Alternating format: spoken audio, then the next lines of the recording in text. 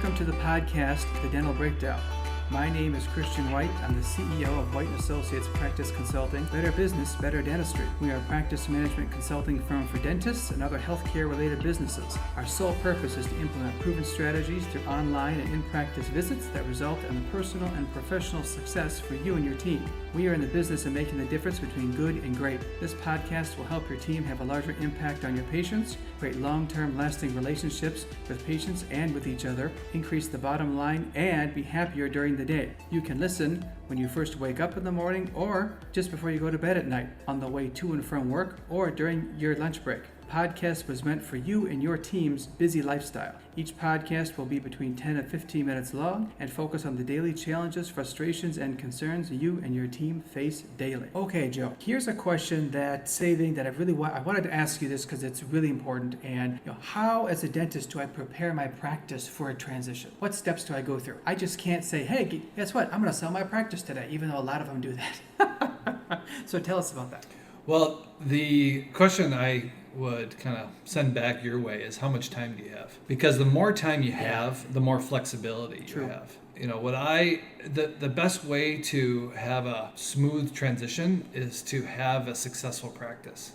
And so, working with consultants, like yourself, working with your CPA, investing in technology throughout your whole career is really the best way to prepare your practice. And what's great about that is that it's financially rewarding for the doctor, and it, you can have a good team. It kind of works it's good for that too. But in general, what I'd suggest is that at about 5 years is when you need to start thinking, when your options to kind of prepare your practice, you really kind of hit forks in the road. Mm-hmm. When we are valuing a practice, we look at the most recent 3 years of the financials, the revenue, overhead. And so at about 5 years out is when you can still do larger things in the practice that will still benefit you as an owner. Also, you can implement and then work 3 years, and then we'll see that the impact of those changes. So, for example, buying a cone beam. Those are very expensive pieces of equipment, and it's not something where you want to buy a brand new cone beam a year before you're going to retire, because you're never going to see that money out of the transition. What I would recommend if you're going to make a big change is to make sure you do it at least 5 to 7 years before you're going to retire, so you can really see the benefit of that. Mm-hmm. Maybe you're going to have the cone beam because you're going to start doing implant placement, or you're going to implement a new service in your practice. We're going to see that growth and the benefit as in the financial statements and in the practice. And so the real big changes, so for example, buying new equipment, making sure that you're fully digital. If you're going to move your practice, then we want to make sure that is at least probably 3 to 5 years, probably even more, 5 or more years out from a transition. When you get down into a shorter period of time, what I would recommend, the best thing you can do is to keep producing. Keeping that revenue and the production on a steady basis so it doesn't start declining. And it's okay if it is fairly flat. That's not necessarily bad. We see that all the time. Mm-hmm. But we just don't want to have it start going down. And so keeping that production up is really key for kind of preparing the practice. Mm-hmm. The other piece is to look at your lease. Your office lease is a huge asset to your dental practice, because that you have goodwill built up in that location. Mm-hmm. And you want to make sure when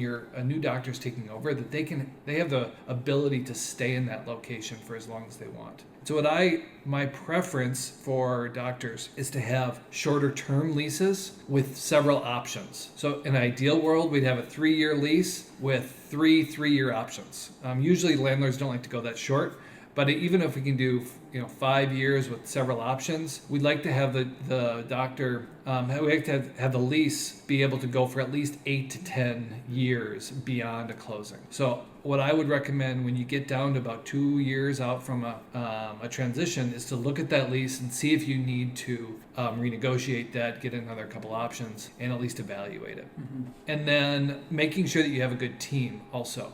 So you're going to, as you're kind of 3 to 5 years out, you want to, if you have little things that you've been wanting to work on, then that's the time to do it. So you're not spending a lot of money, but you're developing a good team for someone to take over after you transition. And then when you get down to the last 6 months to a year, what I would recommend, again, keep that production up and make sure that your overhead is that you're not kind of overspending or overbuying because you think that you want to put in the most latest equipment. And then kind of an easy thing that you can do is work on the accounts receivable the last year, 6 months to a year. Having staff members or yourself collect the over 90, because sometimes we'll see the over 90 AR really creep up. If you can work on collecting that in the last year, what's really nice about that is that A, you're getting more money in the door, which is good. Yes. B, it kind of will juice your collections a little bit because it's money coming in the door that you might not have been collecting in the past that might have just turned into bad debt. Mm-hmm. You can get that in the door. And C, when a younger doctor is looking at the accounts receivable report, it looks like you're running a very efficient practice. Low, over 90. Yes. 30 to 60, 60 to 90 are usually pretty low in a large current. At least a month to a month and a half of collections is kind of my benchmark for a current AR. Okay, Joe. So here I am, a dentist. I'm thinking 5 years out, okay? I'm thinking about what I need to do. I'm thinking that my building needs to be touched up. I still have shag carpet in the office, which we have seen. Yeah. Things could be a little more inviting. Is this something that I should invest some money in now? Is that something that as a dentist, as an owner, that I would do now? And will there be a benefit in 5 years to doing that? If it turns into additional patients, additional production, right, then it's worth it to spend some money if you're at least 5 years out. One secret that you could kind of implement in your practice is looking at your lease, because every time you renew a lease, it's an opportunity to negotiate for money from the landlord to build the space out. Correct. So you can have, I've had a client who negotiated a new lease and got $20,000 to put brand new carpet in the whole practice. And that's fantastic. You could do new carpet and new paint. Maybe you have those old charts that are behind the front desk that you want to get rid of and kind of open the space up. You can use money from a landlord. Mm-hmm. If you're close to the end of a lease term, you can negotiate that tenant improvement allowance to really grow that. But when you're a year out from a transition, you don't really want to spend a lot of money. You want to focus on things that you can do to the practice to increase and keep that revenue growth going and keep your production up and having a really good team. Mm-hmm. Yeah, that makes sense. If you're a year out, a remodeling project doesn't make sense. It's not worth it. It's just not worth the money. It's not. The top 3 things that I can do as a dentist that I can add value to my practice in the next 5 years. The top 3 things are going to be making sure that your production is up. If you're going to be 5 years out investing in some marketing, marketing works, and to bring patients in. You might not have been doing any marketing. That can be a low-cost way to increase your patient flow and keep your production up. The other piece is working on recall. So your whole team is going to be effective, and your practice is running more efficiently. And you're treating, patients. Patients are receiving better care because they're coming in and receiving exams, receiving cleanings, their prophies. Mm-hmm. And so making sure that recall is good, and you might already have it in place, but that's an easy way, kind of a low-cost way to have a successful practice to grow it in the last couple of years. And then the 3, I've already mentioned it, but I just want to reiterate, is that lease. Making sure that lease is in place, and call and I will routinely, and I don't charge this at all.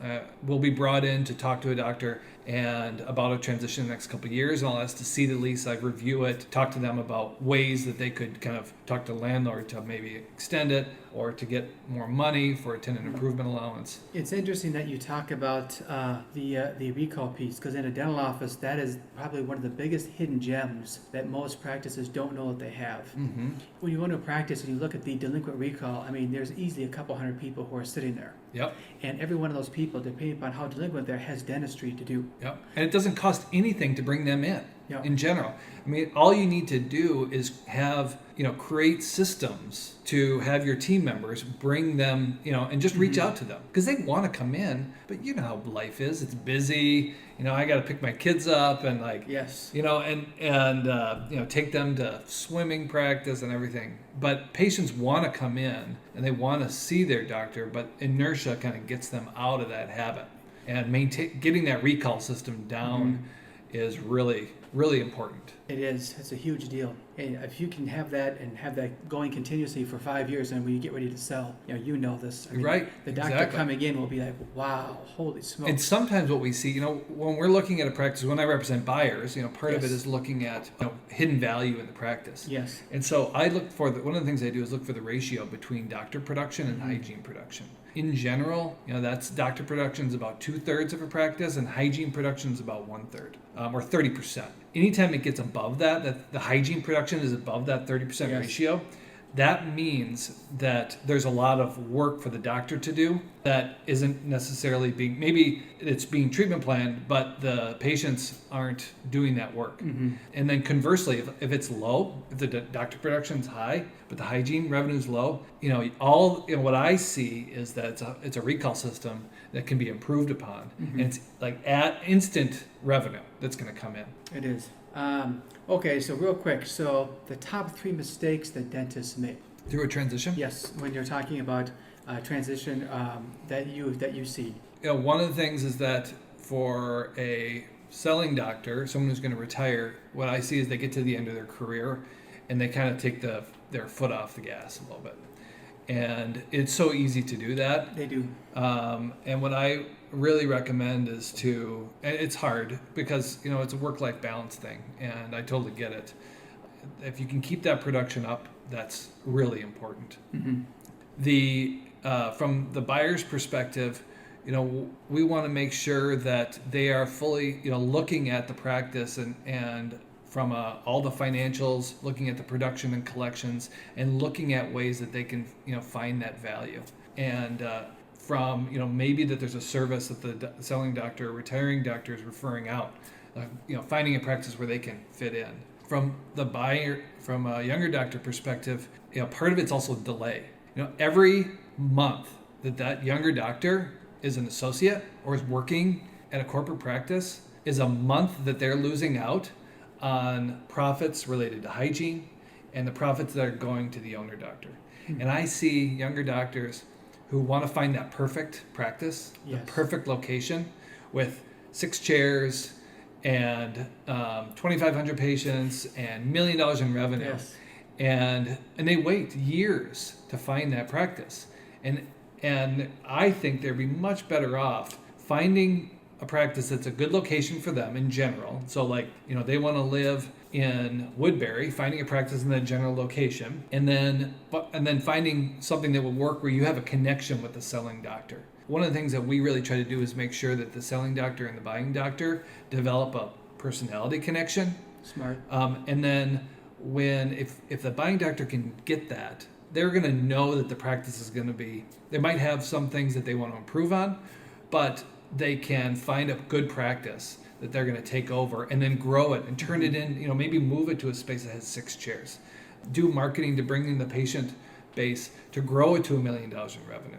It's a lot easier to improve a practice than it is to find that, that unicorn out there that might not be there. Very true. And the last piece, what I see that can become problematic, and both the buying doctor and the selling doctor, is big changes to the practice right before or right after the closing. Yes.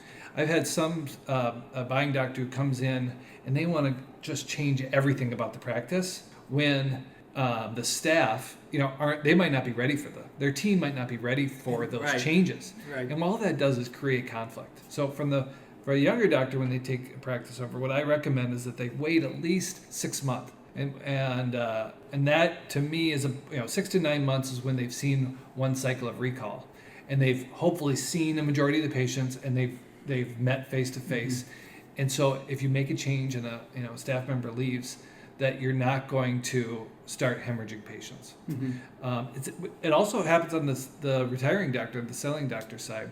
If they make a big change to the practice, thinking it's going to grow and think it's going to improve the practice, but they don't have enough time to see those changes and see how it's going to benefit the practice, then all they're doing is creating upheaval where without any benefit. One last mistake because I see this and I want to make sure I mention it, is that retiring doctors not giving themselves enough time.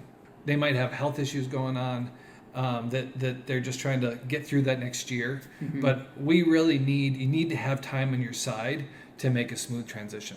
And if there isn't enough time to either find someone to take over the practice or to make it as smooth as possible, then it just creates a difficult situation for everyone. Stress on the retiring doctor, stress on the newer doctor, that is really unnecessary if you just kind of think through, work with your financial planner, work with your accountant, work with your consultant to figure out when you in general want to be done, and then give yourself 3 years to get there. Nice. That's really true.